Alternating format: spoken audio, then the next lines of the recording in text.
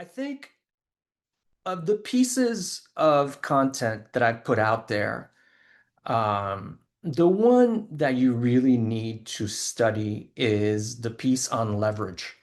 And again, I don't mean by leverage in terms of the ability to borrow money, right? I mean by leverage in terms of what are the conditions that you can create in your environment or leverage that are these conditions are going to push you forward towards success, right? And I know a lot of guys, they say stuff like you got to do this for success, you got to do that. But none of them kind of tell you here are the key leverage conditions that you need to put into place that really push you forward. And you can go on my YouTube. It's a presentation I did, I believe, at Yale University on leverage and on 6 forms of leverage in your life, right? If you look at people that have accomplished incredible results despite having IQs that are not as high as I guarantee you most of the guys on this call, they're people that have had leverage in their lives, right? Think of leverage as, in my home office, it's a very high ceiling. I can't jump from the ground to touch the ceiling, but I can actually get a trampoline and jump on the trampoline and then touch the ceiling. So, what is the trampoline of life for you? This changed the game for me when I learned it. And by the way, I learned it from my coach, who learned it from a book, which is the book on Naval Ravikant by Eric Jorgensen. I hope I'm pronouncing that right. Two very smart guys, by the way. And Naval talks about these forms of leverage that are permission leverage or permissionless leverage. But anyways, it's where I got it, the framework. But more importantly, forget where I got it from.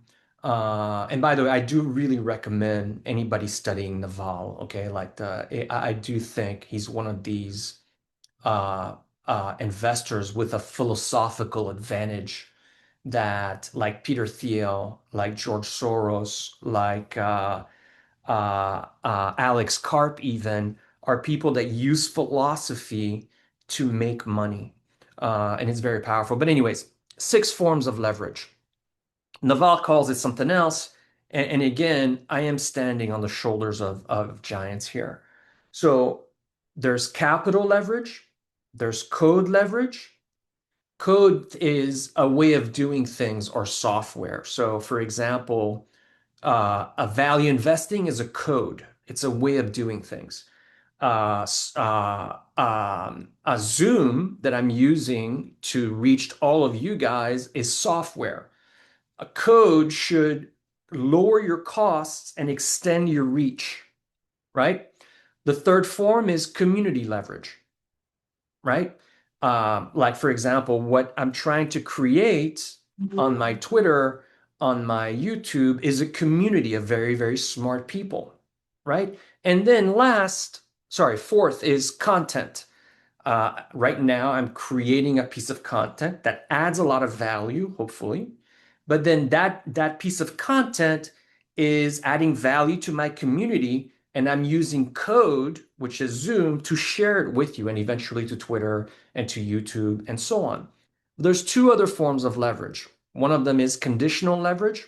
So a condition is something economic in your environment that you're benefiting from, or regulatory. So, for example, people have definitely benefited that the last 30 years of interest rates have gone only mostly down, right? That was a huge tailwind. Just DCF, a string of cash flows at 8%, and then now DCF it at 4% and see how it changes the valuation of that, right? So what are the pieces of conditional leverage that you can position yourself in?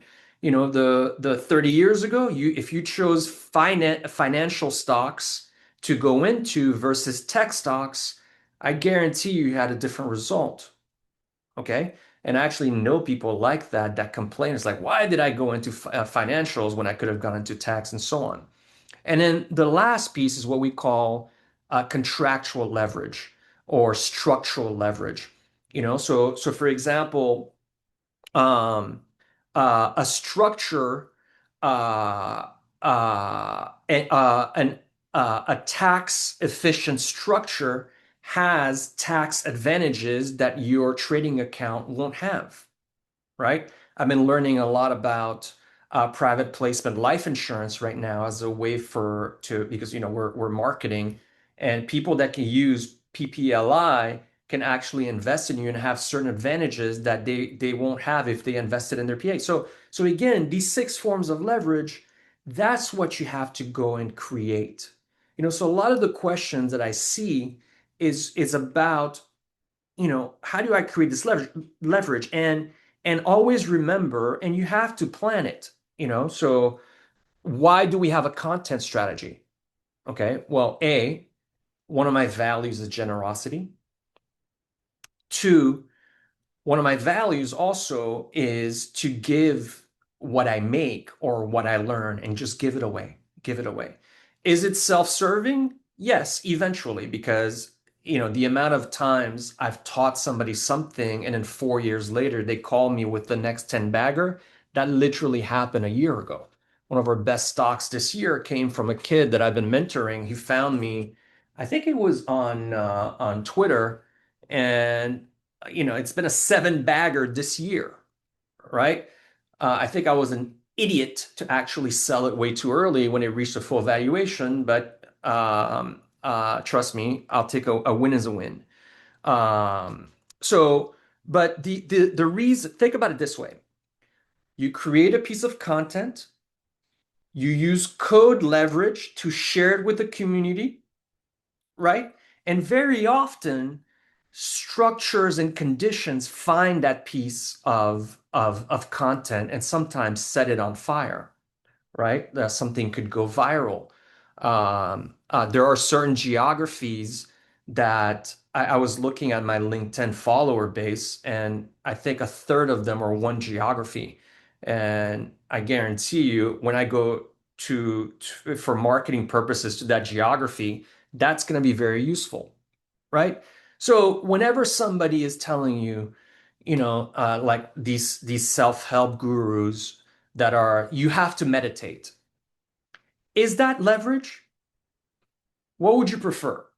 Having Chase Coleman of Tiger Global as your mentor, or meditating every day for the rest of your life? Which one is going to help you accomplish the biggest amounts of returns with the lowest levels of risk, right? I mean, don't get me wrong. Once you have a mentor like that, are you then able to use meditation to come up with insights, to calm yourself down, and to be able to subdue the aspects of your personality that are blocking you from success? Yes, absolutely. But the guys that are peddling, you know, uh, uh, meditation and sauna and all these other things, the real advice you should figure out is how did they create a community of people that literally buys all the crap that they sell? That's the real leverage. That's the real success. Okay. So no one really explains it that way. And I got to give thanks to Naval and to Eric for putting that in there. Other people have come up with this as well, by the way. Napoleon, used to say that his printing presses have won him more battle than his six infantry. Um, there have been plenty of other people, but I've never seen somebody put it in the way that Naval put it in. And I thought that was very powerful. And again, it's probably some of the best advice. It requires thought. It requires planning. It requires you creating things that you put in your environment that do the work for you. Very, very, very powerful.